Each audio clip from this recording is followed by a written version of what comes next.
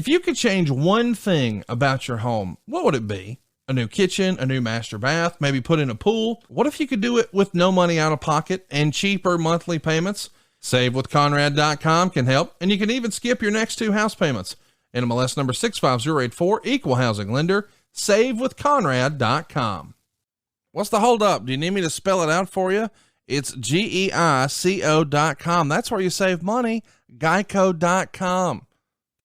JR, how are you, man? Man, they piss me off. Inferring I have no passion, phoning it in. Are you shitting me? Grilling JR. Conrad Thompson, and you're listening to Grilling JR. with the voice of wrestling, Hall of Famer, Mr. Jim Ross. Goddamn layovers. These their little balls would not fit just that. It's play fighting. Come on. You need to pull your head out of your ass. We are broadcasting from the Blue Chew Studios. Try Blue Chew free when you use our promo code JR at checkout. Just pay $5 shipping. Hello and welcome to Grilling JR. This is Paul Bromwell, and I'm joined by the majestic voice of wrestling, Mr. Jim Ross. JR, Majestic. how are you? I'm good. I'm wound up, man. I'm glad to see you, buddy. You drinking Diet Mountain Dew or what? No, actually a little diet iced tea this week. So there you go. All right. Well, good. Good. I've missed you, my friend. It's been hectic with all the stuff going on and the Nashville scene and all that good stuff. You know, I know everybody's busier than hell, busier than a fruit merchant. So it's been a busy time for Conrad's crew and all you guys. And you had your appearance in New Jersey. How was that weekend? It was good. It was good. We had to battle rain, and we did it outside. It was hot, but other than that, you know, it was just fine. Yeah. Had a good crowd. Good folks came to see us, and it was treated well. Good promotion's good there. Good. So it was all good. You know, it's just made it a long weekend, but I was home for one day, then I left again. That's kind of what happens. That's why I don't take too many appearances. You know, it's just hard to package everything in and stay on schedule and all these things. So in any event, so life has been good. You know, AEW, we've been number one on cable for, I don't know what the exact numbers are, but it's pretty damn good. You know, number one show on cable. So, you know, we're doing all right. You know, we got a lot of big things coming up, as you well know. So everything's all eyes are pointed on Chicago, and that's going to be something special for all of us. Man, you're not kidding. CM Punk running in last week. Now it's been over a week. Coming out, running down the aisle, and the place exploded. You guys got to be pumped for what that means. Yeah, it was great. You know, I knew he was in the building. I saw him briefly earlier in the day, but, you know, in the trainer's room, getting some attention for him.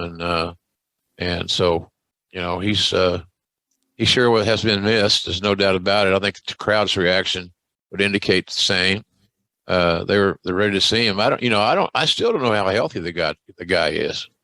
You know, I asked on air even, has he been cleared to wrestle? And nobody knew. So I don't know when. I know he will be cleared, and I know that he's under good doctor's care. This process has been ongoing, so he's still in the process of healing, as far as I'm concerned. Until I get word that he's 100%, I'm going to play it by ear. What else you do? Yeah. You know, but if he's a tough guy, Punk's a tough guy. Everybody wants to see him and Moxley beat the shit out of each other, and you can count your bottom dollar. That's what they're going to do. They both have that pride and all that. It's going to be arguably the biggest main event we've ever had, and considering all the ramifications going in and injuries and all these things. So I'm excited about calling that match. I think it's going to be fun as hell. And you know, it's being in Chicago 3 or 4 days. You know, I get my Gibson meal and Gibson steak. I'll probably be hitting the Gibsons in Rosemont. Okay. Because we're not staying downtown where the other Gibsons I go to is. And then I'm going to, coming up soon after, trying to think, Raphael Morphy and I are going to go to, after the TVs this week, we're going to spend a day in Cooperstown. So I have never been to Cooperstown. Raphael's been there a few times. He's a big baseball guy, and his little boy's a prodigy. There's no doubt about that. He's 8. He's phenomenal. He really is phenomenal. Yeah. Anyway, we'll do that. And I like, if you're going to be bivouac for 3 or 4 days in the city, Chicago's not a bad one to select. And Paul, it also is a good time of the year to be in Chicago. Yeah. You know, it's not, you don't expect freezing rain or sleet, snow, and things like that. So, but things are good. The wrestling business is good. The wrestling business is very, very interesting right now. There's a lot of things going on, and so it's all in my world. We're still having a lot of fun. So, and I'm trying to get healed here. You know, I tried new medicines. My doctor's really working hard to get me back on my feet, so to speak. No pun intended. Okay. So, you know, just takes time and patience. I don't have I think I have time. I hope I have time, but I don't have a lot of patience. A lot of patience. That's right. So we'll see how it works out, but I'm excited about it. And this should be a fun show.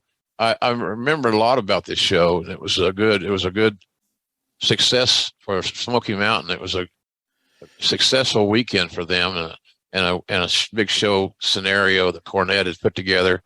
And just, you know, hell, he worked on that card all summer. So, and it was a good show, as we will see and talk about. It's a real good show.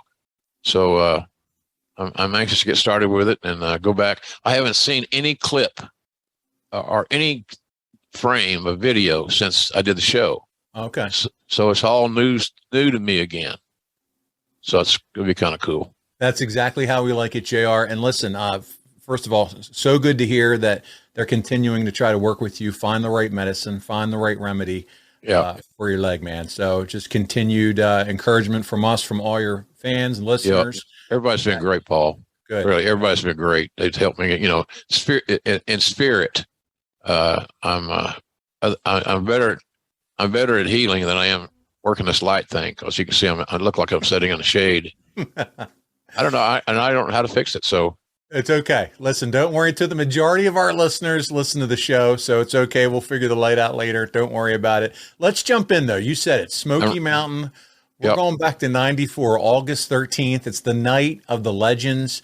And so I thought, JR, what we do is kind of level set for the audience, bring them up to speed, a little bit about Smoky Mountain. Not everybody may be familiar with Smoky Mountain Wrestling.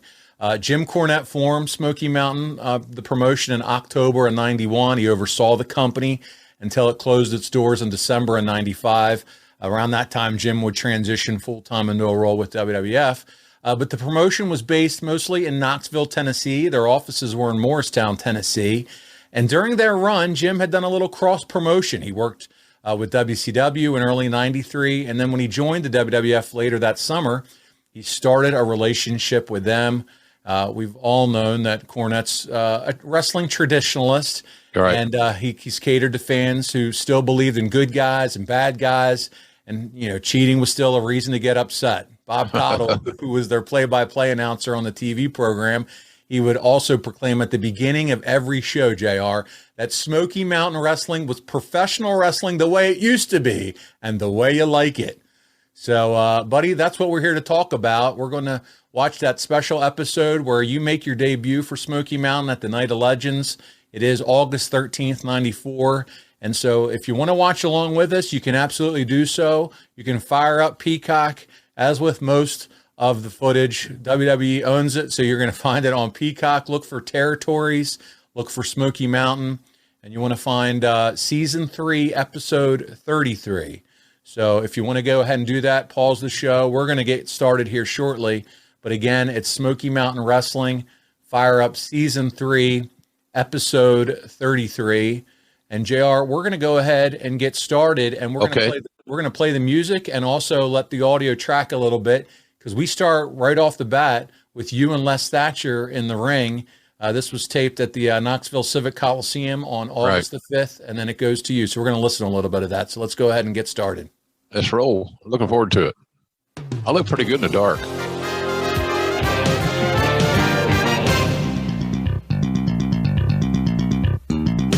This show's got a lot of Mid-South feel. It does, doesn't it? Just the opener. Yeah. Hello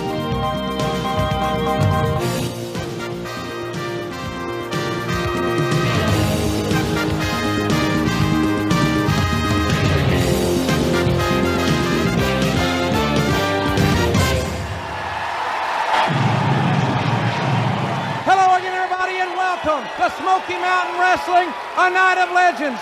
We are in the Knoxville Civic Coliseum, a capacity crowd on hand. I'm Jim Ross, and as a wrestling fan, I wouldn't have missed this event for the world. And I'm certainly honored to have a great wrestling legend, Les Thatcher, here with us tonight as my broadcast colleague. Les, this is going to be a very special night.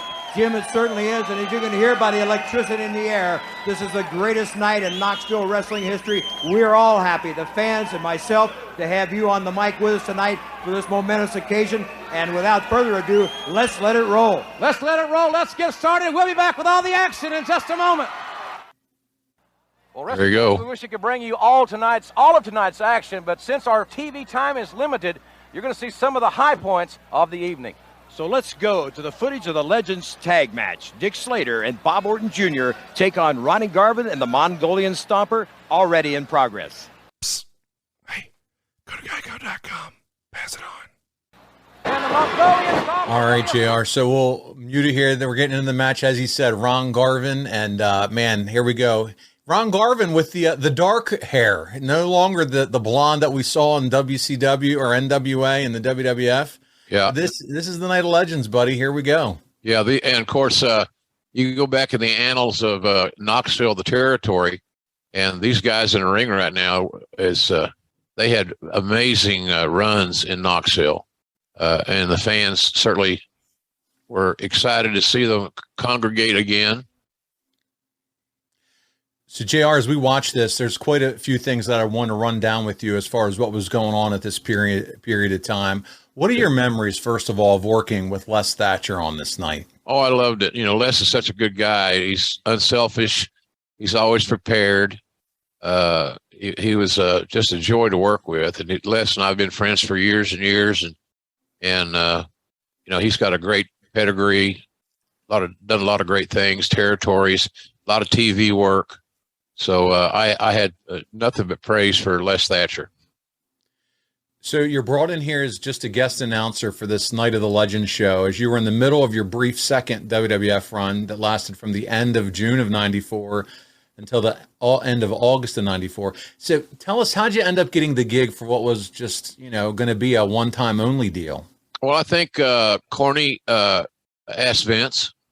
Vince approved it, and it was just a cool thing, you know. For me, I didn't have to stop and think about it. I wanted to do the show, so it was fun. You know, it was a fun deal, and I enjoy seeing all these guys that we're watching in the ring right now. You know, it's just Slater and those guys are just legends, and they were big time legends in this marketplace. I'm trying to figure out who that damn referee is. I don't know who that is. It's Mac. I think Mac Murray maybe is his name. It is, yeah, Mac McMurray. That sounds familiar. Yeah. Yep, Mac McMurray. There's the Mongolian Stomper, at one time one of the most feared competitors in the pro wrestling business. Of course, Ronnie Garvin was a former NWA champion. JR, around this time frame, I want to ask you about this because it's out there, you know, made the dirt sheets, as you would say. Uh-huh. You were fired for the second time from WWF at the end of August of '94. It was said because of some comments that you made in an interview with Wade Keller from the PW Torch that took place when you were not working for the WWF, but it was printed. And when you went back to, you know, working there, so you started full time with Smoky Mountain in October of '94 and worked there for about 3 months. And then Vince calls you back and says, "Hey, we're ready to bring you back to work." Do you remember any of this at that point? Oh yeah. You know, look, I knew I wasn't going to be gone long, you know, and the word getting fired it's a term. I knew that somewhere along the way I'd land on my feet. I think the cream rises to the top. I wasn't too tore up about it because I thought that I would be back working for Vince at some point in time. You know, Vince and I never had any major blow-ups or any issues on during this time. You know, he and I got along fine. We had philosophical differences, and I had a big mouth, and sometimes I said things that didn't set well corporately. But other than that, Vince and I never had any major issues. So I knew that our relationship was strong, even though I got canned there a couple of times, maybe more. I don't know. But I kind of got used to it. I kind of got used to getting my pink slip. But it's humbling. But I don't know what I would do over. The interview I did with Wade Keller I wasn't even employed by WWE. I wasn't employed by anybody. I was off, and so I don't even remember what I said in the interview. I don't think it was anything too destructive. And honestly, now, JR, doing podcasts, you're in the perfect place for having that big mouth. You can say whatever you want. You can get red ass. I mean, it doesn't get any better. So there you go. Well, that's the name of the game. Isn't it great to see Bob Orton? You can see shades of his son Randy. Oh, so much in the face too. And Bob and Randy. He's in good shape here. Look at him. He's lean. Yeah. Bob, he was a hell of a worker. Just an amazing worker. Randy comes about naturally. I remember one time going to a show when I was working in the summertime as a young guy, and in Muskogee at a steel yard, and we were taking away these airplane parts and bringing the scrap metal back to Oklahoma, and we went to a wrestling show, and I think it was in I'm not sure if it was in Fort Worth or if it was in Dallas, but nonetheless, we went to. It was a loser leave town match, and Bob Orton Sr. was in the match, and my buddies and I got there, to go to the show, and I noticed that one of the competitors parked where the wrestlers parked, and they were pulling a trailer, which is a pretty good indication they're losing. So they brought their trailer and everything. I didn't have much confidence in the game plan that night, I guess. But in any event, that's the one thing I remembered about that. And I know Fritz had a real good relationship with Bob Orton Sr. They've been around each other for years. And but I had never seen a loser leave town happen with one of the trailers already loaded, getting ready to head out of town. You got to save that $10 that day for a hotel room, so they were on their way to something else. And what's interesting here, JR, Orton and Slater, who they were a top team in the Southeast in the late 70s, and some regarded them as one of the best tag teams in the world at one point. Oh, no doubt. Yeah. Yeah. I think you're right about that. Well, they were just smooth and experienced. They knew each other well. And then you see Ron Garvin here, and my goodness, we just saw him not too long ago at StarCast, and this is 1994, still getting it done in the ring. Yeah, Bob used to. All those guys in this ring are really good. I mean, they had long careers and still had some fundamental skills that Cornette put them on first because he knew that he wasn't going to. These same four guys probably weren't going to be booked together very frequently. So they started the show, as I recall, and it was a good way to get the show started with with wrestlers that the audience knew, especially the older fans. But this has been a very basic match. Yep. And Mongolian Stomper Archie Goldie going in there. Here's one thing about Archie. Archie was always known for his amazing cardio conditioning. I mean, his reputation as a guy that, could go all night long is pretty well known. Do you own your home? Go to geico.com. Do you rent your home? Go to geico.com. Do you have a car? Go to geico.com. Want to save some money? Go to geico.com. And here we go. The boot has been introduced. The referee is going to make a call. JR, as we get to the wrap of this match, I was going to share some notes from the Observer around the Smoky Mountain. This promotion, this is from Dave, which has been struggling of late at the box office, is expected to break its all-time record attendance and gate for this August 5th, Night of the Legends in Knoxville. The show is a variation of the Slamboree theme, the idea which actually was even more successful on a regional basis for a similar show earlier this year in Memphis than it had been for WCW, since that area had its own regional stars pre-WWF expansion of '84. that fans remember better than the stars from different territories brought into territories they didn't regularly work in, as WCW did with Slamboree.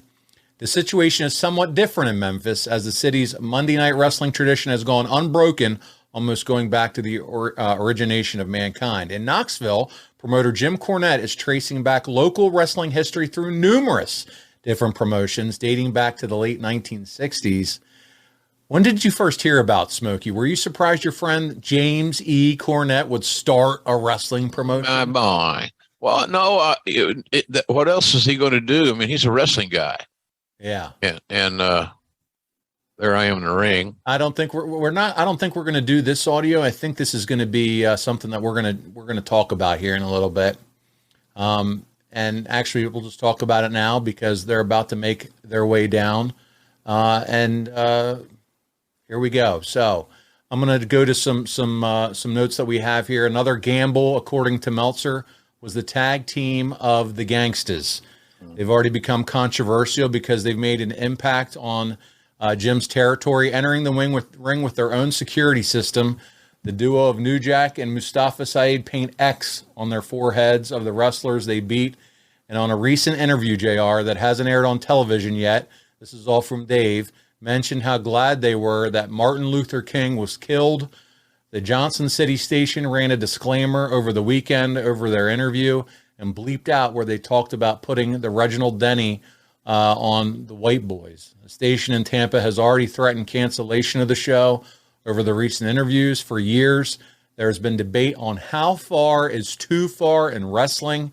Some have tried to argue that there should be no limits. JR, what are your thoughts on all that? Well, I thought sometimes obviously these guys worked hard, and they didn't have a problem getting heat. They didn't have a problem being the hated villains. They kind of embraced it, quite frankly. But I thought was it politically correct? Obviously not. It was the wrong kind of heat, in my view. But, guys got a right to make a living, and that was a persona that they were trying to perfect. And but I would not have booked it. And I understand why Corny booked it, and I get it. But it was just, I thought the wrong kind of heat. But, that's just one guy's opinion. I'm going to kind of read through the notes from the Observer on what's actually going down in here in the ring. JR, you're in the middle of the ring. For those that are just listening to the audio, the Gangsters are in the ring, and you're talking to them, and New Jack and Mustafa, along with D'Lo Brown, by the way. He's the third man in the ring. And Ross said all their interviews would now have a disclaimer at the bottom of the screen and that they would be fined if they went over the line. New Jack ran it on the crowd, saying they wanted to silence Martin Luther King in Arsenio Hall, and said if the fans didn't like it, then they could train to become a wrestler so he could defeat them. New Jack then said that, and the NAACP would ask how high if you told them to jump. Ross then asked who they were in SMW to face, with New Jack saying they had defeated down everyone they've come across, but haven't had a chance against Ricky Morton and Robert Gibson, who said they had defeated the Road Warriors, Steiners, and Doom. Just overall, JR, you're standing there in the ring. All this is going on. Do you remember, hey, this is just uncomfortable? Oh, well, a little bit, but not to the extreme level that I couldn't do my work. Gotcha. It's just the subject matter, the tone, and the tenor. Mustafa was a hell of a hand, and I've always been a backer of D'Lo Brown, former Maine Black Bear, defensive end. D'Lo got his big break when we put him with the Nation of Domination. I always thought D'Lo never really achieved his potential. This big dude right here was a good hand too. Yeah. So there you see my normal. I can't believe I'm standing here. Your scowl. So, but that's. You gave the guys the mic time, and here's how they use it, and so off we go. So, it was just one of those things that's uncomfortable, and it was supposed to be uncomfortable. We're down there in the Deep South, there in Knoxville, and all those old wounds seem to be opening back up, and I don't know that was necessary. Did you or had Jim Cornette, did they make you aware of the backstory with the issues between the Gangstas and the television stations and all that? Like, were you aware prior to getting in the ring? Yeah, absolutely. I knew it was a hot button thing, and be careful, tread lightly, as we say. So I don't even know why I was even talking. I guess it's trying to get to another question. Yeah, just this is all a build, and we're going to get to it by the end of the show with them and Rock and Roll Express. So that's what's going on in the ring now. But I want to kind of go back as we're still sharing this in the crowd, just to give a little bit more on what's going on here with this whole event. So I want to bring our fans up to speed. Jim Cornette did put together a fan fest, believe it or not, around this time, not far off of what StarCast has turned into, where 50 fans, JR, mostly readers from the Observer, that's right, would attend and travel the circuit and meet and greet the wrestlers of all people. Jim Cornette, who has yelled, screamed, cried at this point about wrestlers breaking kayfabe and all this, literally held a fan fest for Observer readers. Obviously, mostly from the internet. They came and traveled with the talent, and here he is all these years later. So Meltzer said Cornette coincided the event and a second major show in Johnson City, Tennessee the next night with Fan Week, in which 50 fans, predominantly readers of his publication, will be attending and traveling the circuit and having meetings set up with the wrestlers. I really wish I could have attended the first weekend because based on last year, the group really did a tremendous job in making the readers enjoy themselves. The headline matches on the show are a Coward Waves the Flag match with Bob Armstrong and Tracy Smothers, and Road Warrior Hawk with Ron Wright in the corner against the Funks and Bruiser Bedlam with Cornette in the corner. You got Dirty White Boy versus Terry Gordy. How's that for the SMW title? You had Brian Lee and Chris Candido versus the Rock and Roll Express for the SMW tag titles, and the return of the Heavenly Bodies in a street fight against the Thrillseekers. Knoxville City Coliseum holds about 6,500 people, with the group's all-time record being 4,100 fans and roughly 3,950 paid for a show earlier this year. Jim, when you go to debut for SMW, what type of research do you do? Were you rewatching any of the shows at the time? Well, when I could, yeah. I think, if I remember correctly, that their show aired locally in Atlanta, where I was living at the time, on Joe Pedicino's Channel 69, and so I got to keep up with it. And then you see it on online and things of that nature. Observer always carried it. I always have to tip my hat to Cornette because, he's a one-man band there. He was crazy. There's no telling how many Diet Sprites he drank that weekend, but I would say it was probably near a case. So there you see Brian Hildebrand, one of the referees. It's the next matchup, buddy. Here they come, the Heavenly Bodies. And you got Jim Cornette there with Gigolo Jimmy Del Rey and our buddy, ad-free show buddy, Dr. Tom Pritchard. We can track this a little bit. At this time, I take great pleasure in presenting the greatest tag team in the history of Knoxville wrestling. They are every mother's nightmare and every schoolgirl's dream. But tonight, the Thrillseekers are going to have the nightmare. The Doctor of Desire, Tom Pritchard, and the Gigolo, Jimmy Del Rey, they are the Heavenly Bodies.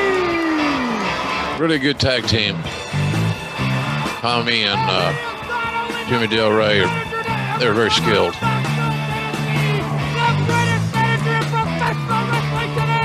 Mr. Jim Cornette. All right. We're good. I don't know Cornette. Cornette's it's always who's the best manager ever. Cornette certainly is in that conversation. And so I was looking forward to this match. I knew it would be a real solid wrestling match and would be really good.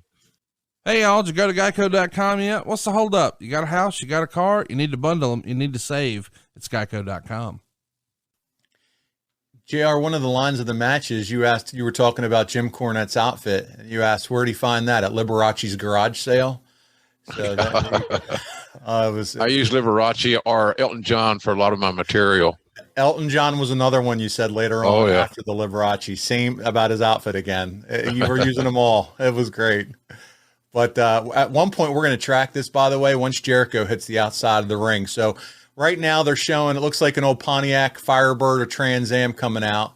But don't be fooled by what we're seeing at the entrance because you're going to see the Thrillseekers pop into the ring. There they are. It's Chris Jericho and Lance Storm, for those that aren't familiar with who the Thrillseekers are. Another outstanding team, Paul. My goodness, what a team. And Jericho wrestled that match with a broken arm.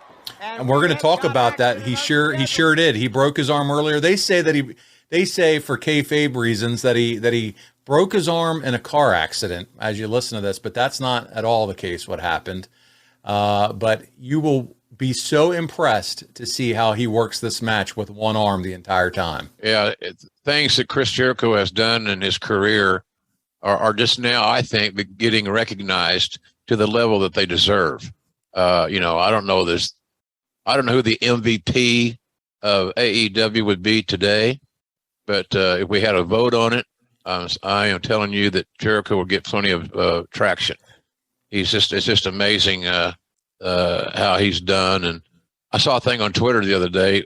He's having problems with his toes. Yes, he put a picture of his toe out there. Yeah, it's ugly. Oh, it is ugly, I can tell you. So I was feeling bad. I have a lot of empathy for Chrissy, and between his toe and your ankle, JR, I think we've all seen a little bit of everything in the last 6 months. Probably seen enough. My God. Speaking of seeing enough, buddy, wait till you see this match, because not only does the poor guy have a broken forearm, but he ends up bleeding buckets. And I'm telling you, there's puddles all over the ring, all over the floor. The referee is soaked in it. Jericho just bleeds like I've never seen before in this match. So, man, he is a gamer. Look at him. Nothing but that one arm, that left arm, the whole time he's in the ring. Yeah, well, Jericho's old school guy. He knew how big this event was for the territory. He had that grit and that fortitude. And so and Lance Storm complimented Chrissy so well. They're buddies in the Calgary days. So, and I always appreciated Lance Storm's work. Citizen Storm, I used to call him. Okay. Citizen Storm. But he's a hell of a hand. So, and I thought he had a great school there. I don't think he's doing the school any longer. No. But he did. Lance had a real productive wrestling school. The guy in that ring that does have a very productive wrestling school is Dr. Tom Pritchard. Yeah, absolutely. Yeah, Tommy's done great. He's a great teacher, great coach. That's one guy that, as I watched this card last night, I watched Dr. Tom and how he sold and the moves and transitioned, and I thought, man, you could see it in his technique then, how he could be such an excellent trainer to wrestlers. Yeah, he had great product knowledge, felt the game. Right now, they're setting the stage. Cornette's getting frustrated because his duo is getting out wrestled. So listen, the other thing I wanted to mention here as we're watching this match continue, this was also, as I mentioned, WWF, they're signing wrestlers from SMW after using them in this like talent exchange type deal. So the Heavenly Bodies have been there, Brian Lee. Did you like that? Do you think that worked? Did it make sense at the time, that working relationship? I think anytime you can create new paydays with fresh money for talents, it's a good thing. And that's how I would judge that deal. Any of the guys coming in, you didn't know how long they were going to be there, but you knew that they're going to be paid well while they were. And I thought so. Anytime you can create new money for a wrestler's family and the talents themselves, I think that's a good trade-off. Citizen Storm is just he's a blessing. We never had a word of trouble with him. He didn't say much. Professional all the time. There's some Beautiful. super kicks. What a tag team. I'll read a few comments here from the Observer at the time. They said one idea after another continued to go out the window due to wrestlers leaving for no apparent reason. Wrestlers getting opportunities with major offices and leaving for obvious reasons, and inopportune injuries, such as the one suffered this past week by Chris Jericho of the Thrillseekers, who suffered a broken forearm practicing the shooting star press in a ring before the show in Knoxville, but still worked the show against vehement doctor's orders.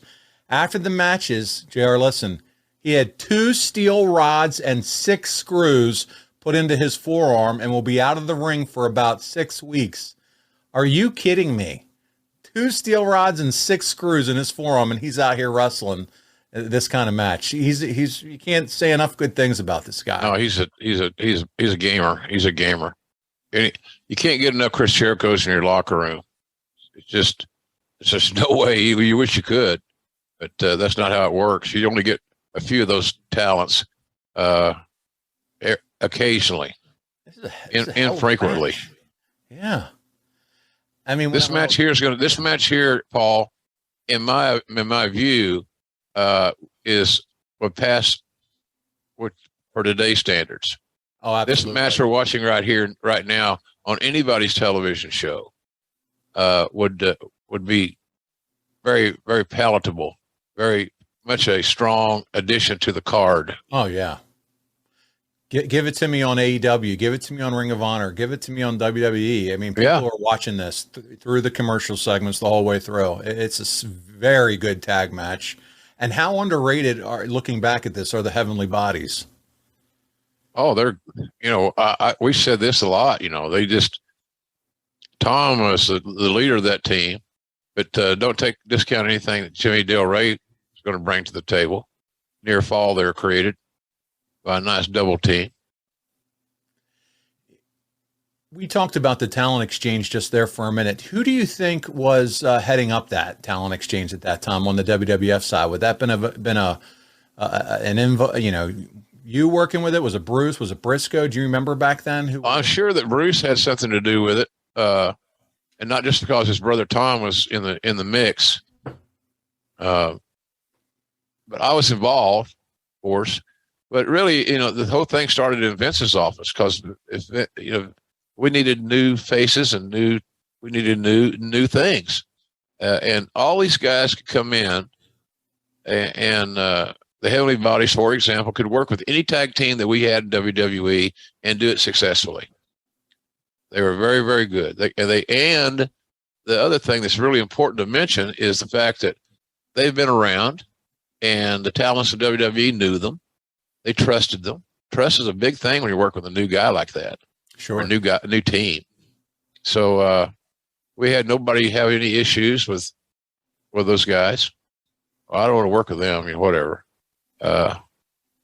So it was good. I thought it was a really nice arrangement. I wish we could have done it longer and more often. Yeah, no, this is, I'm really enjoying seeing the work here. So JR, as we kind of watch this beautiful super kick, my goodness, by Jimmy Del Rey on the Landstorm. Guys, listen, if you don't want to watch this entire 45-minute presentation, go back and watch this match. This is the match to watch if we had to pick one. I can just tell you that right now. Cornette doing his Cornette thing with Brian Hildebrand there and making the hot tag there. I'm gonna ask a couple fan questions as we watch Dr. Tom come in. Rajiv says, was there anything you learned during your time in Smoky Mountain Wrestling that you still carry with you today? Well, you try to learn something, Rajiv, on every outing. You never get too much knowledge, or you can't prepare it. You can't. I've never been in a situation where I over prepared. But it's all the basic fundamental things. Dot all the I's, across all the T's. Preparing. Cornette was good about that. He had outlined what he wanted, what he felt were tangible selling points. Oh, Dr. Tom, don't do the top rope stuff, buddy. Well, he tried, but he tried unsuccessfully. Yeah. Christina has a question. She said, did you and Jim Cornette get along while working together in Smoky Mountain Wrestling? Yeah, we sure did. Corny and I have gotten along forever. Jim Cornette is a very intelligent and opinionated guy. He has amazing wrestling acumen. But, just because I don't appreciate him knocking AEW so aggressively as he does. Yeah. I don't see the reason for that, but that's his call. He's got his own platform. He's got his own audio thing going on. And I hope and I'm sure he does well. I hope so. But yeah, Corny hasn't changed. He hasn't changed. He's not any different today than he was when I first met him in Mid-South Wrestling. Josh, go ahead. He's a controversial guy. Let's go to the audio here. I want to hear JR on the call. And smacked off the steel. I'm not going to be surprised if this kid is not busted open here. Look, he's going again with it. Oh. And he's right in front of us. And this guy, you can see it. He's bleeding profusely. He has split him open. Cornette. The referee didn't see that. Cornette got him with the racket. And Pritchard got him with the right hand. He is in trouble now, Jim. Serious trouble. They have got him lacerated bad. He is bleeding and bleeding profusely. And now it will be perhaps just a matter of time until this young man with a broken arm and a lacerated head cannot continue anymore. And you talk about a story. Look at what we...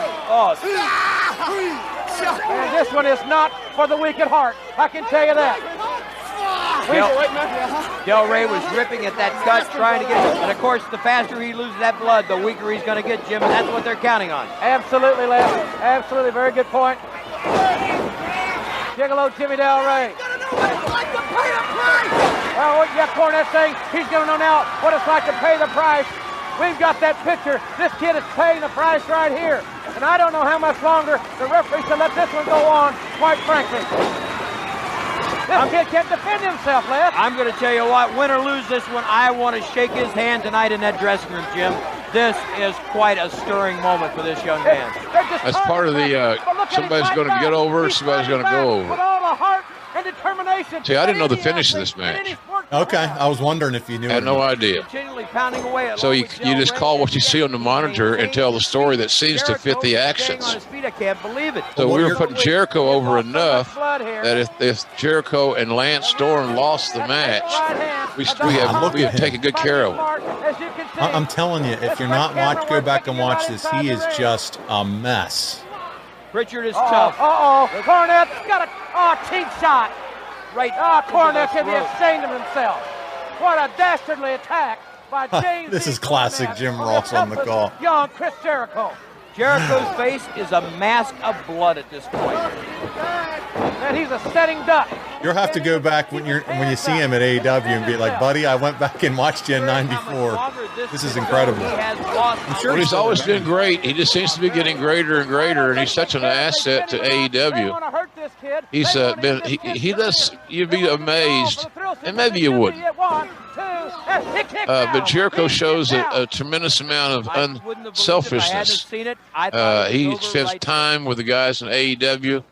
And I've been in territories and companies where that wasn't always the case. So, but Chris is he's a team guy. He wants to play it forward, and I respect the hell out of him for that. Right to the face. We can go ahead and stop tracking it here, but it is just, yeah. So the beat down is on, and obviously people can see this, but they said. Those that were there said he bled more than the famous Hase Muta matches. That's how bad the blood shed on that night. Well, he got plenty of color. There's no doubt about that. We're going to see it here, JR, but the referee is going to stop the match on blood. But Jericho begs for it to continue. Yeah. And he's going to end up pinning Jimmy Del Rey with a roll-up. Meltzer gave it 3.5 stars. But this is a keeper. This is one for the one to check out for sure. This is a match where one of the reasons matches like this, Paul, are successful is because all four talents are on the same page.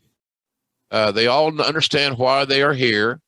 They understand what they're doing, and they have respect for their adversaries and their partner.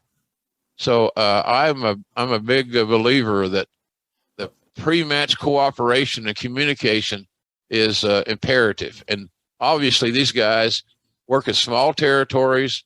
They were four of the very best workers in the entire territory, and it's just all the stars are aligned.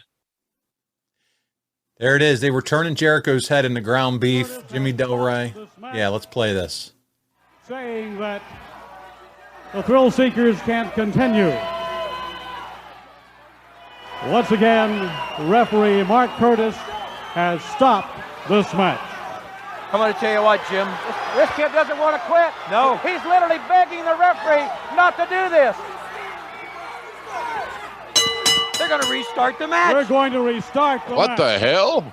I can't believe the courage. This kid's career could be on its last legs. This is a no territory finish. He wants to restart it. Oh, wait. I'm going to sell tickets for next week. Oh, my God. They won it. Can you believe it? The Thrillseekers have defeated the Heavenly Bodies. And your winner, ladies and gentlemen, the Thrillseekers. Isn't that ring announcer classic?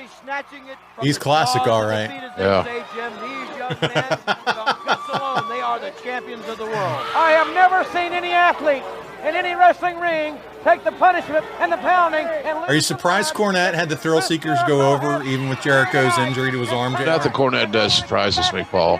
Okay. It was the finish that they looked like they were going to do, stopping the match, would have worked. Yeah. It would have worked. But they go the other way and throw a little curveball there, a little off-speed pitch. I thought it was very timely and very good. Of course, Cornette's bitching and raising hell. And yeah, going after the referee here, and referee's going back at him and telling him what happened. And then Cornette's going to stomp around like a baby. Watch him. Yeah, he's upset. Classic Jim Cornette. Oh, yeah. Well, I don't know who the best manager of all time is. Bobby Heenan's in line for that accolade. Now, what are we talking Smoky about? Mountain Wrestling Tag Team title with Tammy Finch handcuffed to Ricky Gibson. Yes, so let's join the Rock and Roll Express battling Brian Lee and Chris Candido in the closing moments of the match. And here's the double team. Again, Ricky Morton. All right, we can just real quick before we move on from the Thrillseekers. JR, any idea why they may not have gotten a peek or a look, or maybe they did by the WWF back then? Oh, I think it wasn't long before they both got hired. Yeah, they were bound for the 203 area code. Yeah, and I'm talking Jericho and Storm. All right, I know. Yeah, I'm with you. Yeah, okay. Well, Jericho, golly, he comes in and his debut that night with The Rock in Chicago was pretty Eventually, epic. he was there. But, I mean, back at this time, though, just as a tag team, this is what, early 90s, as we're watching this, man, you could already see what he could be. Maybe it was a size thing. I don't know. That was the whole issue. Yeah. When I hired Chris to come to work at WWE, that was some of his the dissidents. That was their case. That was their whole court case. He's under 6 feet tall. A guy like Austin's not going to work with him. Wrong. Triple H's not going to work with him. Wrong. Yeah. He was so gifted. Well, buddy, we joined the Rock and Roll Express with Brian Lee and Chris Candido. We got Les Thatcher here. The tape from last night in Knoxville, the Night of Legends, where the Rock and Roll Express regained their Smoky Mountain Tag Team titles from the tandem of Chris Candido and Brian Lee. The titles were again on the line here tonight, and also on the line, the hair of Ricky Morton and also the hair of Tammy Fitch. Wow. The match was exciting, but there were a couple of unexpected turns. So let's take a look. As Morton drops, his head goes up. All right, we're going to join this one in progress. Let me read a recap from the Observer. So we had the Rock and Roll Express. They regained the tag belts. They would lose and regain again over the next 3 days in a match with Lee and Candido. In this match, Tammy Fitch was handcuffed to Ricky Gibson. We just saw that. Lee even worked a spot with a police officer who got a big pop, shoving Lee down. Candido accidentally hit Lee with a leap from the top rope, and Morton scored the pin on Lee. After the match, Fitch and Candido blamed Lee for the loss, and Fitch even slapped Lee. Lee grabbed Fitch, but Candido separated the two of them, and Lee walked out on his own, flipping the two of them off. Meltzer will give it 3 3/4 stars. But man, look at the talent in this ring, JR. It's just a shame that Chris just isn't with us during this whole wrestling renaissance. Wouldn't you agree? Yeah, you're right. He'd have loved it. Lifers, and Candido was a lifer. He's a lifelong fan. He started young. He got good training. He nobody loved pro wrestling anymore that I've ever met than Chris Candido. How would you love a chance to save some money on insurance? Of course you would. After all, who doesn't love a great deal, right? And when it comes to great rates on insurance for all the things in your life, Geico can help. Like with insurance for your car, truck, motorcycle, boat, and RV. Even with homeowners, condo, or renters coverage, you could save even more with a special discount when you bundle your coverages. Plus, the easy-to-use Geico mobile app, available 24-hour roadside assistance and more, and choosing to switch to Geico becomes an easy choice. Switch today and see all the ways you could save with great rates and discounts. It's easy. Simply go to geico.com to get a rate quote or contact your local agent and get started seeing how much you could save. So here we are. We're in the Johnson City, Tennessee, as Thatcher just threw it to this match. This is the day after the biggest success ever, according to Meltzer. His bait and switch tactics and major stipulation matches backfired during a Rock and Roll Express versus Brian Lee and Chris Candido match. This is the one we're watching, JR, where it was heavily and effectively promoted that either Ricky Morton's hair or Tammy Fitch's hair would be shaved bald, depending upon who won the match. The end result was one of the biggest gates ever in Johnson City, but neither lost their hair. Since Cornette started the territory a few years ago, most of his biggest houses have been draws thanks to either or stipulation matches. So you have either one person leaves town or another. Either one person gets stripped or another. Either one person loses their hair or another. Either one person or team has to leave the territory forever or the other. While these matches have usually drawn well, the problem is that in several instances in the past, either or has resulted in neither. While Stan Lane left town, never to return after losing a loser will never wrestle in this territory again match, Bob Armstrong didn't. While the Heavenly Bodies left the promotion after losing the team, the team is done for good in SMW match, they did work an angle for them to return.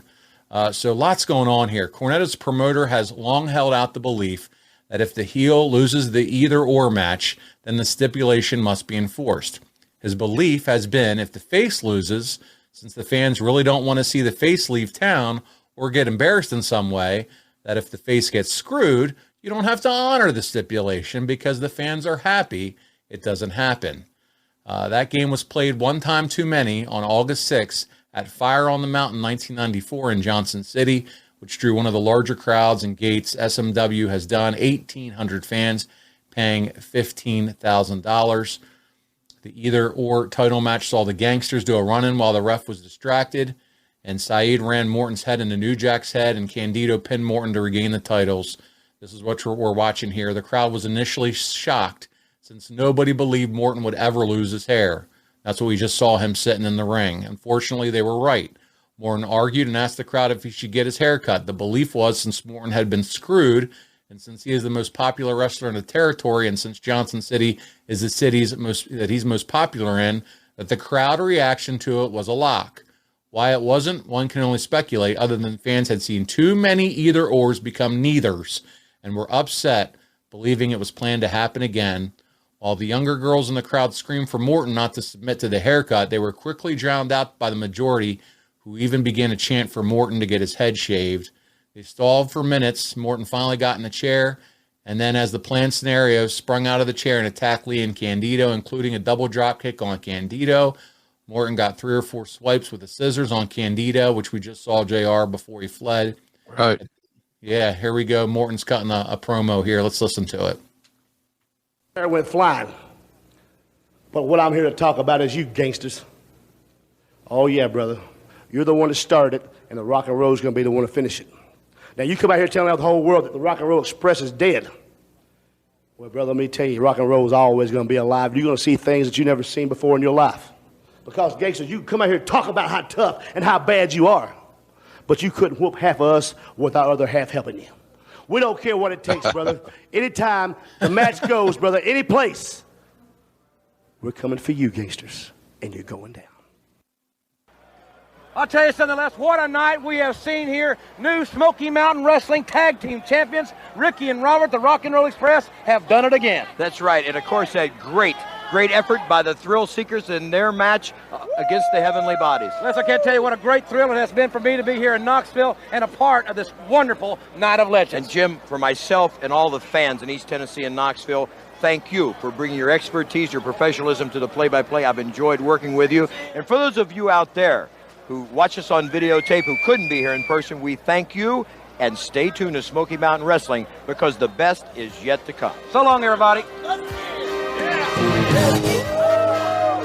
That's it, JR. That's it. That's the match. So what did you think about everything I was reading about that either or stipulation and, not kind of getting to what the fans wanted to see with the hair? Well, anytime you don't give the fans what you advertise, you're flirting with disaster. Yeah. That's not a new concept. It's not a new theory. It's just been that way forever. Right. It's like going to the movies. You buy a ticket for movie A, and when you get your seat, it's movie B. You can't do that. I know that's a very elementary illustration, but you just can't. You can't jack around with your audience. So you got to deliver what you advertise. I think that's extremely important. And like you said earlier, maybe Corny did it one time too many. Yeah. Well, listen, a thing I think is fun to note as well. By the way, we talked about talent sharing. Primetime Brian Lee, as he was here with Candido. This was also around the time that he was portraying The Undertaker in WWF. And SummerSlam was about to take place on August 29th, which was that whole Taker versus Taker deal. Right, yeah. That was a good break for Brian because I know that he and Taker were buddies from the territory days. And Taker lived in Knoxville for a good while. Yeah, it was an interesting thing to see Brian get a break, and I thought he did well in that SummerSlam match. The angle of the presentation may have not been the greatest idea. That's arguable, but he got a break there, and he earned himself a hell of a payday. And it didn't click and get over with Vince, or we would have seen more of it. But that was not the case. And it explains why he wasn't the one getting his hair clipped at all. So there you go. Yeah. So listen, from Knoxville, not shown on the 1 hour TV show, honored in a 30-minute ceremony were announcer wrestler Les Thatcher, announcer Phil Rainey, deceased announcer Jim Hess, referees Tommy Weathers, Mac McMurray, who we saw in that opening contest there, JR, and Ron West, promoter Bob Polk, and wrestlers Corsica Joe, Sarah Lee, Dandy Jack Donovan, Frank Morrell, Billy Wicks. I don't know if you're familiar with any of these. Well, Nelson Royal. Yep. Rick Gibson, Mongolian Stomper, Jim White, Doug Furness, Don and Al Green, the original tag team that called themselves the Heavenly Bodies in the 70s. Ron Garvin was honored, Phil Hickerson, Bob Armstrong, Dick Slater, Bob Orton Jr., late manager Sam Bass. He was represented by his widow. Caldwell, his wife was given the plaque by Ron White, the greatest rival during his career. Deceased promoter John Kazana, represented by grandson Joey Kazana, an occasional jobber for the group, and then Ron and Don Wright.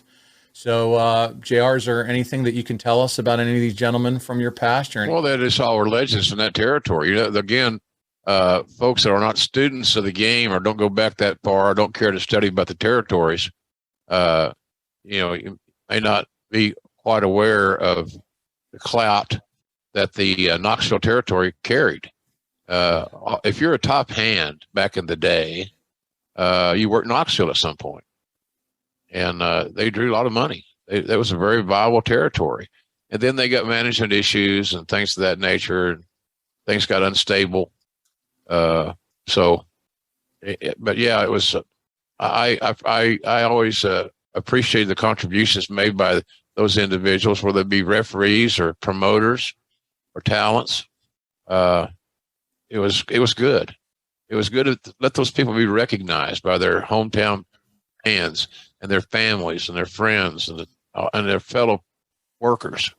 So I like that kind of stuff. You know, Cornette somebody may thought he went overboard with it because there were so many, but everybody that you mentioned was deserving. Sure. So, you know, but I like that type thing. I like the fact that they got recognized and they haven't been recognized since or again. That may be oxymoronic. Yeah. And you know what a real privilege and honor for you to kind of be able to, the timing to all work out for you to be there and be a part of all that, you know, and have that opportunity. JR, I'm as excited about anything about Chili Sleep. If your body is rejecting sleep, Chili Sleep can fix it for you because they make customizable sleep solutions that help improve your entire well-being. They make the Uller and Cube sleep systems. They're hydropower, temperature-controlled mattress toppers that fit over your existing mattress. And I'm telling you, man, it's going to provide the ideal sleep temperature for your body. These luxury mattress pads keep your bed at the perfect temperature for deep sleep, whether you sleep hot or cold. They're designed to help you fall asleep, stay asleep, and give you the confidence and energy to power through your day. Listen, I don't know about you, but when I wake up, I want to feel refreshed and renewed, and Chili Sleep can make it happen. And for an extra layer of comfort, they also make the Chili blanket. It's the only weighted blanket that can also be paired with a control unit for the ultimate sweat-free sleep. Isn't that right, JR? Yeah, man. You know, folks, we got a great deal for you right now, too. Go over to chilisleep.com/JR and to learn more. But here's a key piece of information you're not going to want to forget. You can save 30% off the purchase of any new Cube or Uller sleep system. This offer is available exclusively for Grillin' JR listeners and only for a limited time. 30% off. You can't do it forever. That's chilisleep.com/JR to take advantage of our exclusive offer. It's a great discount. And you wake up feeling refreshed every day and not sweaty. Well, you know, it's I'm honored and blessed. I get the chances to do things like that. Nature Boy wanted me to call his last match, and I wish I could have. But, you know, as we discussed here on the show, without being a crybaby and making excuses, it's just hard. Travel's hard for me right now. And I'm trying everything. I got now my new deal now is compression socks. And I discovered that that's a lifesaver. So, because my left foot, where all that aggravation has been going on, I can't even. I had to go buy 2 pair of flip flops because I just bought flip flops hang around the house and wear here. But I want the ones where you put your toes between the little thing, you know, and the little toe thong thing. Yeah, I couldn't even wear them because my foot was so swollen. And I didn't realize how swollen it was getting. So that was the deal with Nate. You know, flying was not in the question. And the other thing about that deal, too, and some people may think I'm crazy for saying this. I don't know why they would, but they might. But here's the deal, man. You know, I've been really blessed in my career. I've got to call a lot of really cool matches. I didn't realize that my work was so prominent in the DX video that was on A&E. Yes. You know, the Shawn Michaels stuff and all these things. But I didn't feel it was right for Tony. You had told me that awful. I'm glad you brought that up. Yeah, Tony's worked just as hard as me, if not harder. He's donated and dedicated, I should say, most of his professional life to the business. And so he's sitting there doing the whole damn show and working with David. And it was just, you know, I didn't feel like it was the right thing to do for Tony. I thought it was disrespectful. And for me to walk out there, big shot JR walking out there with his black hat and all that stuff, I just didn't feel like it was the right thing to do. So that bothered me as well. But the main reason I didn't go was because of travel. And I was having a bad week. And, you know, I'd do anything for Conrad. He's been great to me and great to you and all of us that work with him. But I had a gut feeling it wasn't the thing to do. But and I know it's going to come off bad, because, you don't say no to the Nate. Well, I had to, but you don't say no to the Nate. And, so that's how it worked out. I'm glad you explained that about how you're feeling for Tony and David, that you wanted them to have that moment. Yeah. Why not? Yeah. That's makes more sense because there's been some that are like, well, he travels to Dynamite, he travels to Rampage. Yeah, of course. Yeah.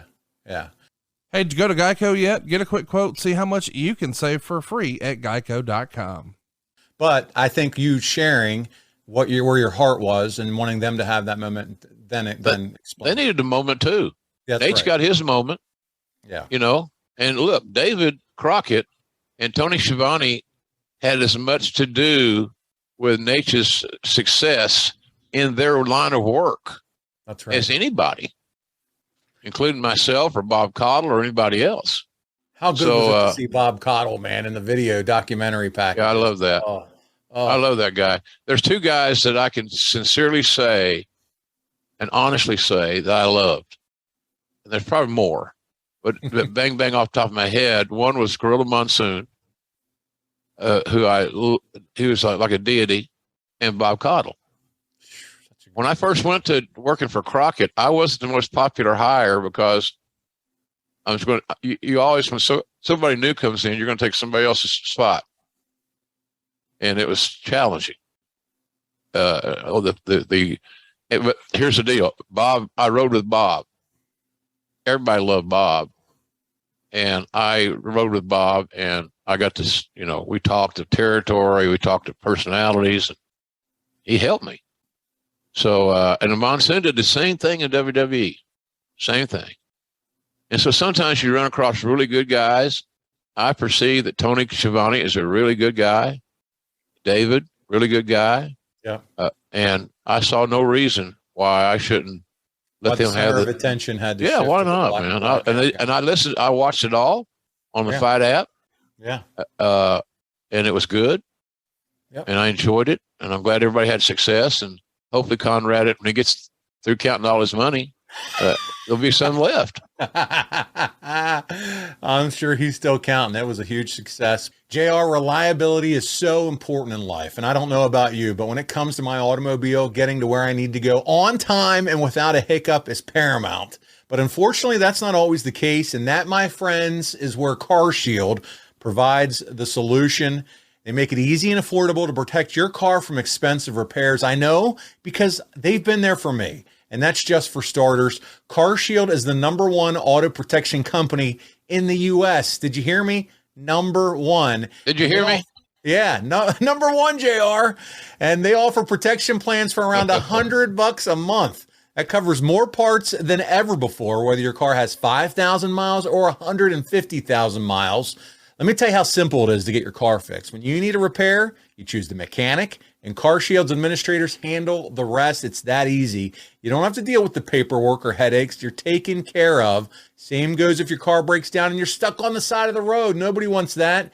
Plans through CarShield also include coast-to-coast roadside assistance. Their administrators are there for you with rental car options and trip reimbursements at no extra cost. It's too good to be true. Get coverage today, and you'll lock in your price now, and it'll never go up. That means as long as you own your car, no matter how old it is, you're protected from the rising costs of parts and repairs for your vehicle. Isn't that right, JR? Yeah, and you don't want to get surprised in a negative way. I like surprises, but I don't like negative surprises. And that's what you get with these, all the red light comes on. Oh, something, now you're wondering how much can I get to the next service station? Can I get to the next, mechanics joint? And it helps you, saves your money, man. It helps you save your money. And I think that's very important. Car repairs are terrible. The worst. They're expensive. And the parts that are necessary to make your vehicle efficient are expensive, but not with CarShield. Go to carshield.com/podcast to start your plan and to lock in your pricing forever.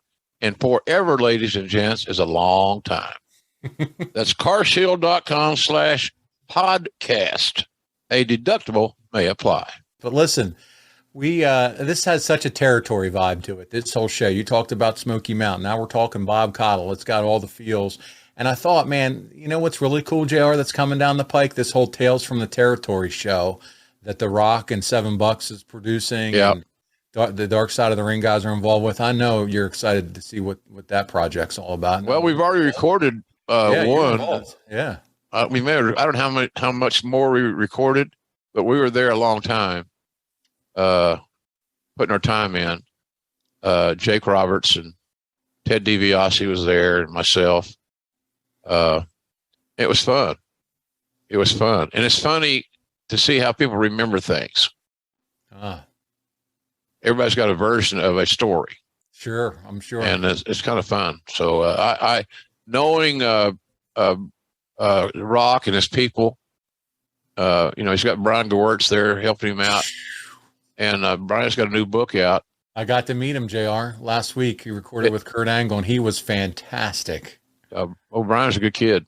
He is hilarious. Yeah. Smart as hell. A lot of that stuff came right out of his head, man. Brian got lucky that he got Vince's ear. Yeah. Because then he didn't have to stand in line. He didn't have to do anything ridiculous. Vince believed in Brian, and as he should. Yeah. And then more importantly, perhaps, is that The Rock believed in Brian. And Rock was a big supporter of Brian's work. And so for years and years, when he heard a Rock promo, Brian Gewirtz's fingerprints are all over it. So he had a lot to do with Rock's success because he understood the character, and they got along well.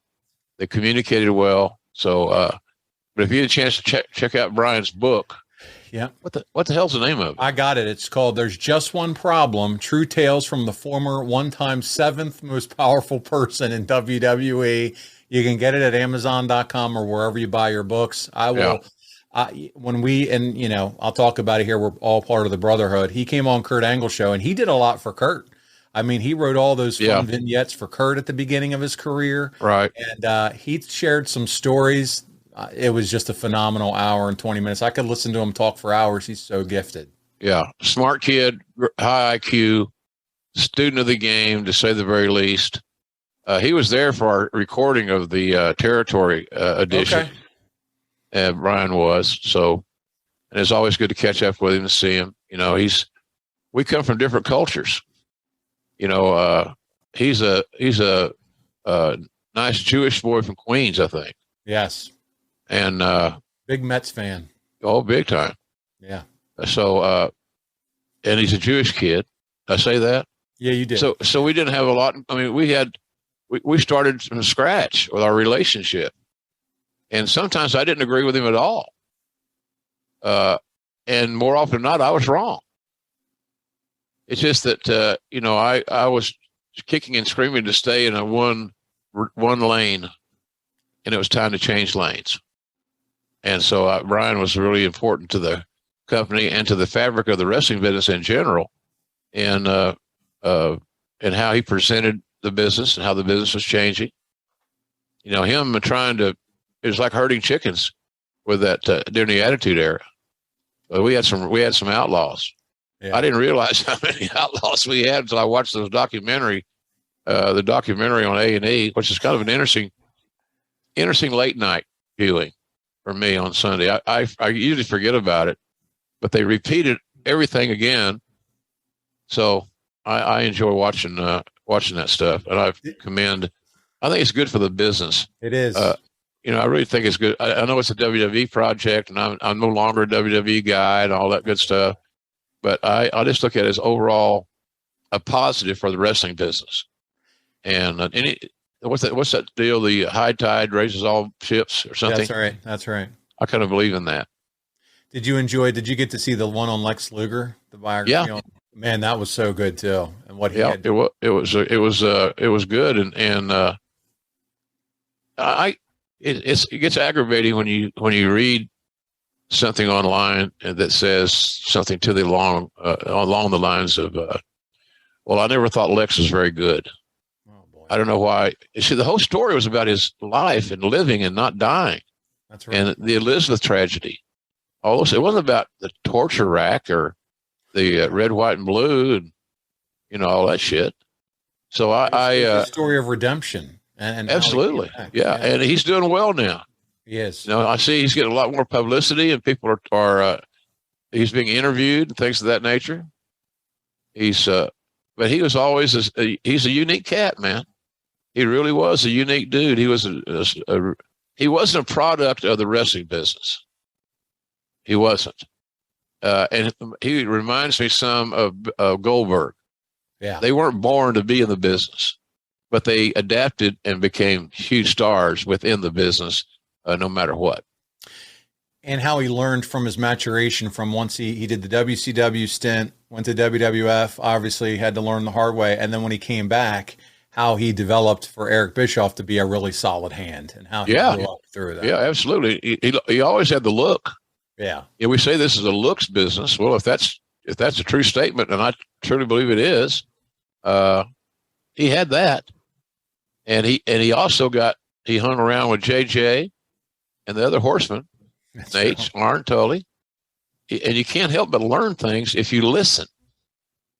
And so I'm happy that he's alive. To be honest with you, and I thought the biography was very nicely done. Yeah, very well done. Check out those biographies; they're all good. Kurt Angle's was phenomenal too. All of them, they're so well done. And a lot of them, you get to see a lot of good old JR on there too. This has been very territory heavy show. I'm loving it. But I want to make sure, JR, we get to the rest of the fan questions, because there are some. Yeah, let's go. So Yambag Jones is up next. He said, what does JR think about hair versus hair matches in general? Well, it's got to be the final. Somebody's got to leave there bald. It's all about the storytelling. You lost your match, didn't you? I lost my match a long time ago, JR. Yeah, there you are. Sorry. You're all right. That's not the worst thing in your life that'll ever happen to you, losing your hair. I promise you. I hope it is, but I doubt it. Yeah. I don't dislike them if they're built correctly, and that's the same answer I'd give you for a lot of things. But I believe that it's a hell of a story. It's a great blow off. It's got to be the blow off to a great story. Yeah. A long-term, well-told story that has a conclusion whereby the loser leaves bald, humiliated, embarrassed, and bald. And so therefore, it makes kind of common sense for those hair versus hair matches to be lost by the heel. Let me spell it for you. GEICO.com. That's Geico.com. Woo Wings, a virtual restaurant concept from the man himself, the Nature Boy Ric Flair.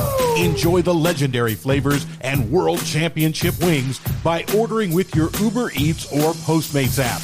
Woo Wings is now open in Nashville, San Antonio, Jacksonville, Florida, as well as Huntsville and Tuscaloosa in Alabama, with many more locations coming soon. Try the only chicken wings worthy of carrying the name of the 16-time world heavyweight champion. Tell him, Nate. Wings! Legendary flavors, world championship wings. Woo! Woo wings! Yeah! Woo woo! Everybody wants to see the heel get their head shaved. So. Yeah. And react to such screaming and yelling and kicking. And that's right. Brad Stanton's up next. How crazy were the crowd reactions to the Gangstas down there in the Deep South? Do you remember that? Well, they had significant heat to the Gangstas. And because, I don't know if you noticed, but I would suggest we didn't see too many African-American fans in the stands at that show. So they already had the wrong kind of heat. And that can be a blessing or a curse. I personally believe that, we know that we've outgrown that. We're way past that and how the business has evolved. So I think that the all those things, well-told story, blow-offs, some things just don't need to be changed too much. And I give the same analogy about a DDT. are today's wrestlers that use the DDT as a high spot, are they just not very good at it? Because they can't beat anybody with it. And that's an established finishing hold. Yeah. And so I have an issue with that along those same lines. Don't try to change tradition. Tradition's doesn't need to be changed.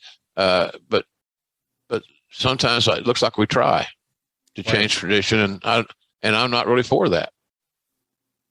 Right. Just you need to evolve execution, presentation, maybe a different story, but I'm with you. Why are we trying to make the DDT a setup move?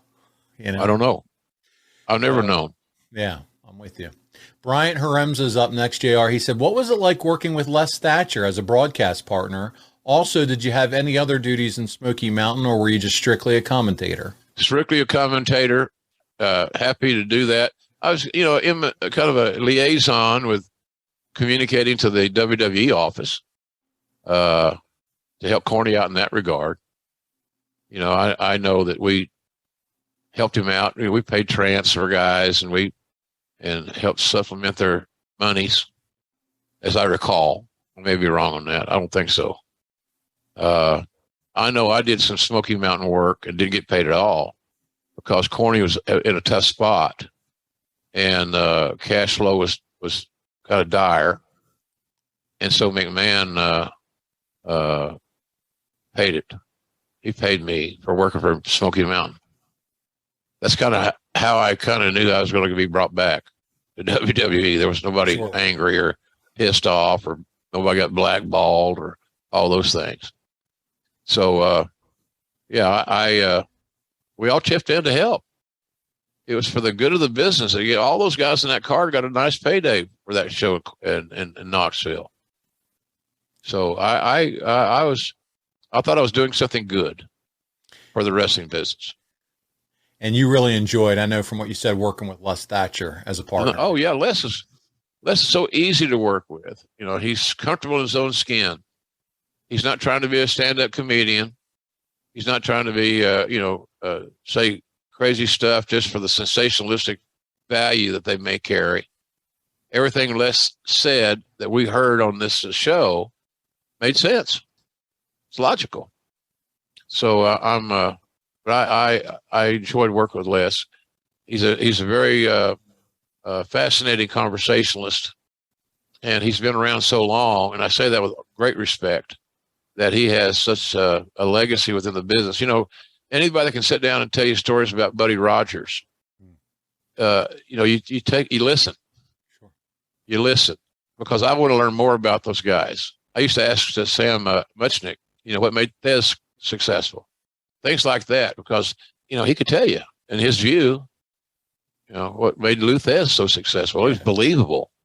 Yeah, people believed in Lou. And you had firsthand knowledge right there. Yeah, and I loved it, and I used it. I used it in my talent relations work, and in many instances.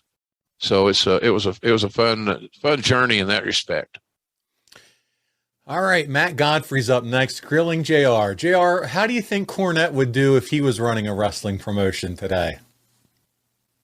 Well, he'd have to change a few things in regards to communicating with talent. I don't think Cornette teaches anything that would be off the grid. Everything fundamental soundness he has. That he's very stubborn, and he's much like Cowboy Bill. He's much like Ole, all stubborn. And they believe their way is not just the only way, but it's the only right way to get something done. So, but he'd be challenged, not because, again, of product knowledge, but maybe in communicating with some younger talents. That's all. And that would be up to him on how he wanted to address that. Yeah. You have to change your mindset a little bit, or at least that would be my suggestion to him. But that's all you can do with him, is suggest. He knows what he wants, and if he owns a company and he's writing the checks, I've got some that never were cashed. I I remember selling one at an auction or something, or donating it for an auction.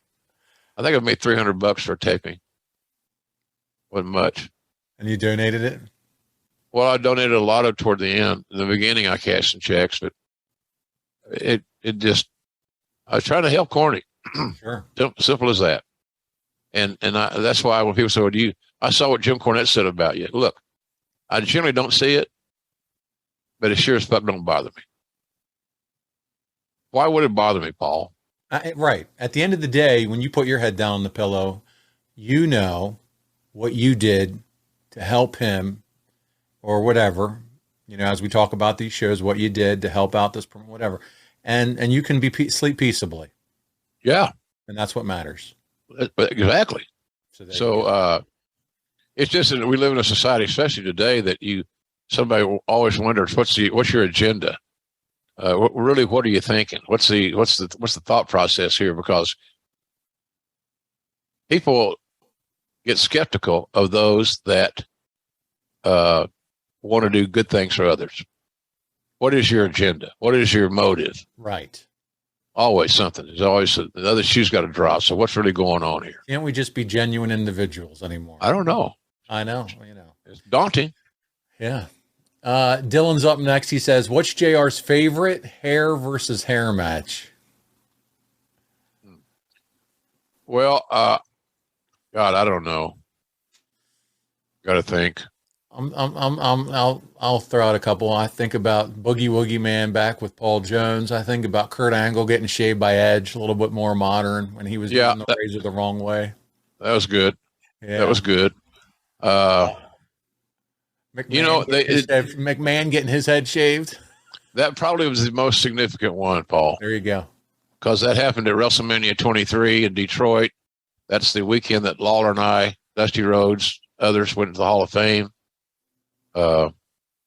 So I would say that was the biggest one because it drew the most money. Yeah. It drew the most money. But with Austin in the ring and all that, Umaga, all that stuff, man. It was such the most spectacle. And it happened at WrestleMania. Yeah. I mean, and I'll say this from Vince, he took it like a man.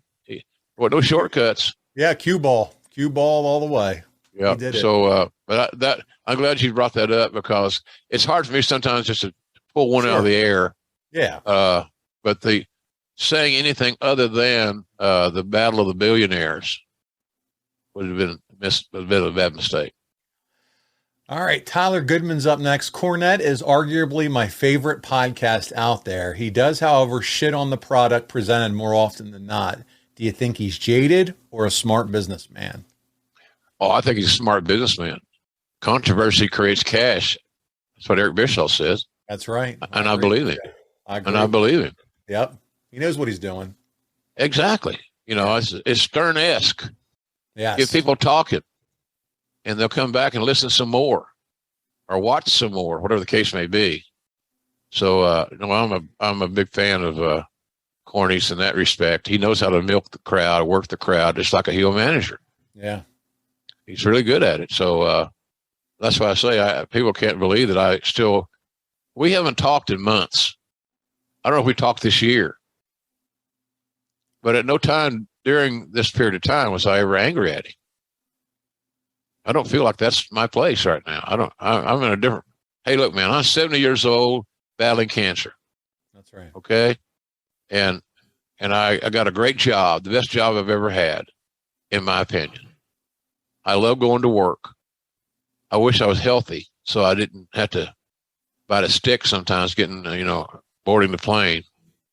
But I'm blessed. So the last thing I'm going to do is start nitpicking bullshit. I don't need it. Yeah. No, we don't. Any of us need it, ladies and gents. We really don't. I noticed when my light came back on. Your light did. You look like you're getting a sunburn now. I look like Casper the Friendly Ghost. You do, man. It's washing you out. Psst. Hey, go to geico.com. Pass it on.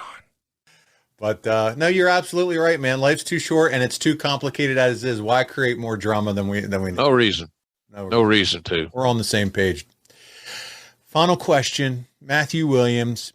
Why do you think there are so many in wrestling that dismiss SMW as a failed promotion and not a success? Given that Cornette was able to start a promotion when the wrestling business as a whole was struggling and get someone the caliber of Rick Rubin as a major investor backer of the project, seems like a pretty major accomplishment.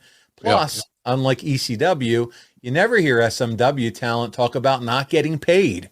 Just wanting to know Jim's thoughts on that. Oh, man. Well, you know, they both are two different stories, quite frankly. You know, ECW had WWE and Vince to bail them out to some degree and create some cash flow, get some guys paid. I hired a lot of guys from ECW because I was a fan of their work, and they needed to work. And so, you know, the Dudleys are, you know, a great hire, I thought. They did real well in WWE for many years. Great contributors, Hall of Fame guys. You know, Taz would have had a great run in WWE if he had not gotten injured. Yeah.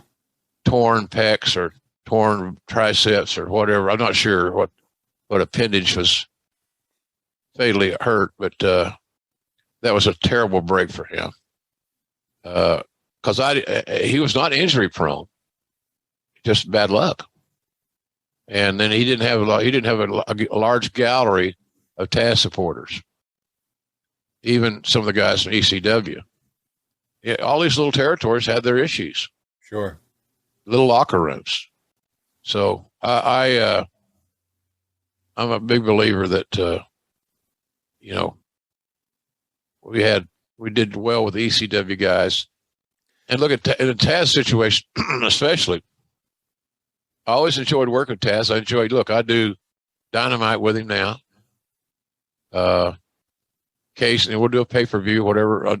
So I enjoy working with Taz. He's smart. He's prepared. He's got good broadcast skills, timing. Because folks got to understand, when we're out there doing Dynamite, there's four of us. Four of us at the booth doing live TV with no net. And that is challenging. Yeah.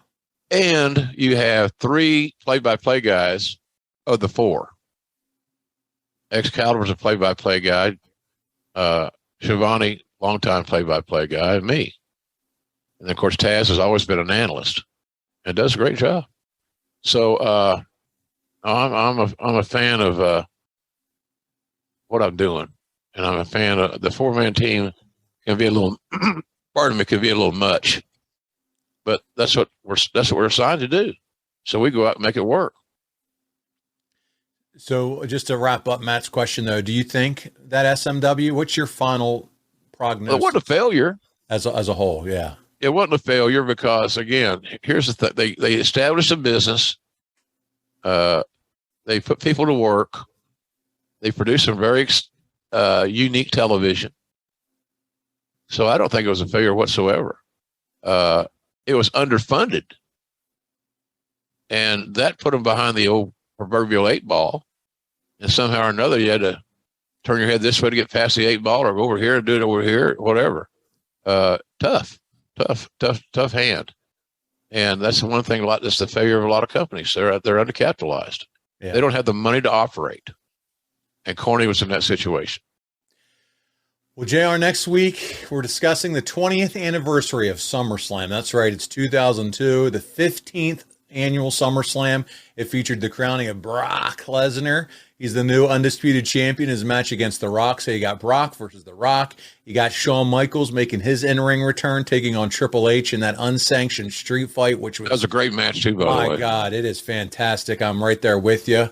I've watched it multiple times. Huge fan of that one. You got Test versus Undertaker. Benoit, he's going to defend the IC title against Rob Van Dam.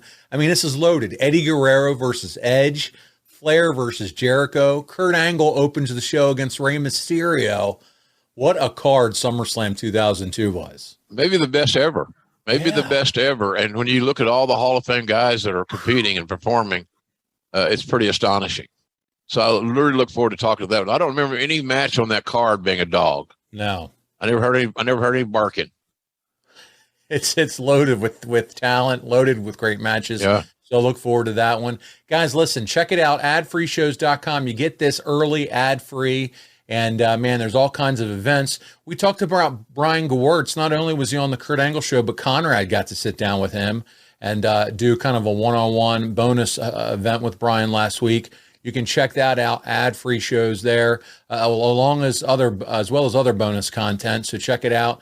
JR, before we get out of here this week, though, we got to talk about some JR's BBQ.com and all the fantastic seasonings and sauces. And I know that our listeners are placing their orders, buddy. This is prime grilling season. Yeah, business has been good, and we're blessed and thankful for it.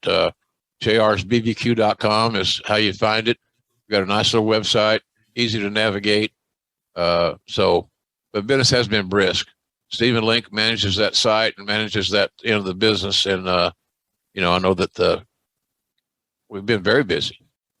And I think people are discovering that not only is grilling healthier than frying something, it tastes better more often than not. So I'm getting ready to go back to Oklahoma in a few days, try to get back for some football games when they start. I think my schedule is going to conflict with one of my games, I think. But nonetheless, I'll be at wrestling and doing what I get paid for. So there you go. It should be good. Football season. I'm excited for football season. Me too. My Sooners are going to be pretty decent, I think. They're awfully optimistic. New staff, new head coach, new quarterback, new everything. So I'm really excited about that, how they're going to do. But, there's not much things more fun than sitting on the back porch or the patio or wherever and enjoying, grilling, bringing your buddies over, getting that cold beer and cooking. And, I'm so blessed. I got this 55-inch TV on my patio. Yeah, it's a little crazy. I don't know what. Sounds like a good time, buddy. I don't know what Jan would say if I was getting that delivered by Best Buy, but I should be all right with it. Yeah. But I love watching football outside. Yeah. Sit there in my little covered thing, and the grill's right there, and watching football and grilling. Food. Yeah, smell the food on the grill. You got the football on. The pool's right there. What a great time, man. Yeah, it's not bad. I'm just not there enough, and I'm going to make that. I got to change that philosophy. The great thing about my schedule at ECW at AEW, is I can do Dynamite on Wednesday, and then fly to Oklahoma on Thursday. Get there and get settled in, and then the tailgating starts on Thursday night, and so then I got Thursday night, and of course Friday is night before the game. Everybody's out doing something. Seeing your friends and all this, I just have a blast there. Then Saturday's game day. Then Sunday, I kind of just get my act back together, get my second wind, and get ready to take off the next week for another AEW trip. Do you own your home? Go to geico.com. Do you rent your home? Go to geico.com. Do you have a car? Go to geico.com. Want to save some money? Go to geico.com.